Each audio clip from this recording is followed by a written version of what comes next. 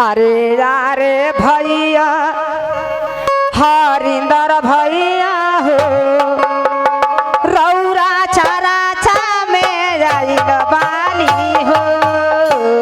यारे यार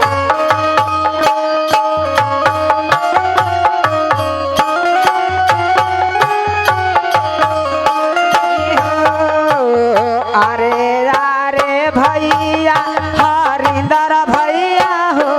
रौरा चारा चा में आइल बानी हो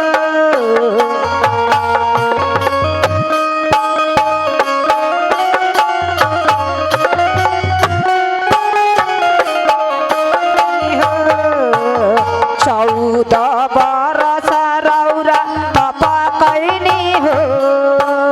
नाम शिवा पवनी हो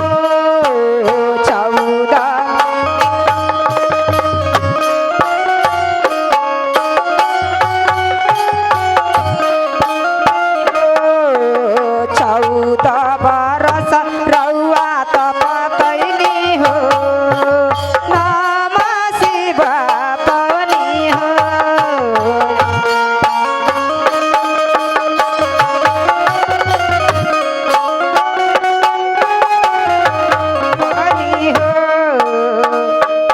देखी 151 रुपया हमारा पूरे टीम से मिलल डगर धराई 151 551 डगर धराई ही तो लोग दिया था हमारा राजेंद्र गुरु भाई के टीम से मिलल। महादेव दया करते रहे कि वहाँ के ऊपर इतना दया करी कि मन वहाँ के एकदम उपलाव हो जा कि महादेव के दया से। अरे यारे भैया हरिंदर भैया हो रौरा चारा चा में आइल बानी हो यारे यार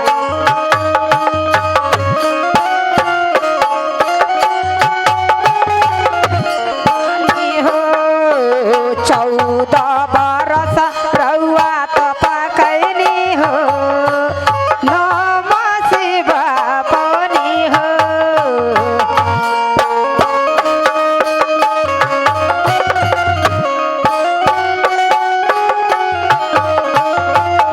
हमारा गुरु बहन से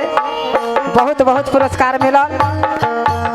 जौन का हमने के एजा डगर धराई मिलत न महादेव ऐसा दया करी कि हो के लड़का के शादी होखे नु तो सब कोई मिल के जाइए हमने के आ तिलक में खूब बढ़िया से चर्चा भजन गाल जा चल सविता गुरु बहन चले हमारा नौतन से चल के आयल बनी गुरु बहन सविता जी यहाँ के तरफ से बहुत बहुत पुरस्कार मिलल।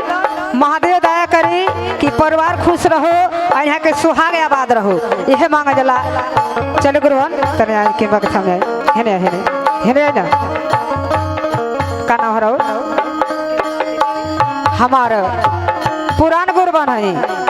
कृष्णावती गुरुबहन यहाँ के तरफ से बहुत बहुत पुरस्कार मिला डगर धराई। चली ऐसा दया करी महादेव जी कहीं भागत नहीं लोग देखी ली का रोके नेट पर कहे कि फलानी गुरुबहन है चर्चा में रहेली बहुत लोग दीदी हो रौरा चारा चा में आइल बानी हो यारे यार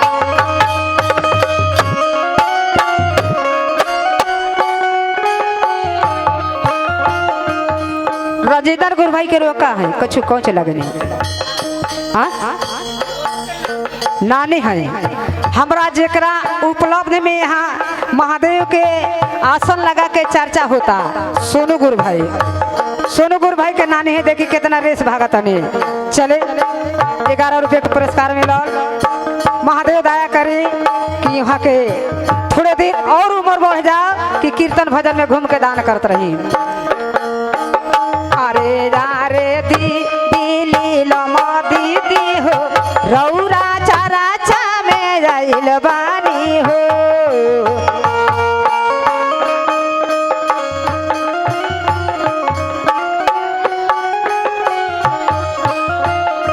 हमरा राधे श्याम गुरु भाई के पत्नी से बड़ा बढ़िया आशीर्वादों मिलल पुरस्कारों मिलल। महादेव दया करे कि यहाँ के जोड़ी बना रहो आ जहाँ भी चर्चा हो खो हमने के साथे जाए खातिर तैयार हो कि हे महादेव दया करी। अरे रे दिली लमा दीदी हो रौरा चारा चा में आइल बानी हो यारे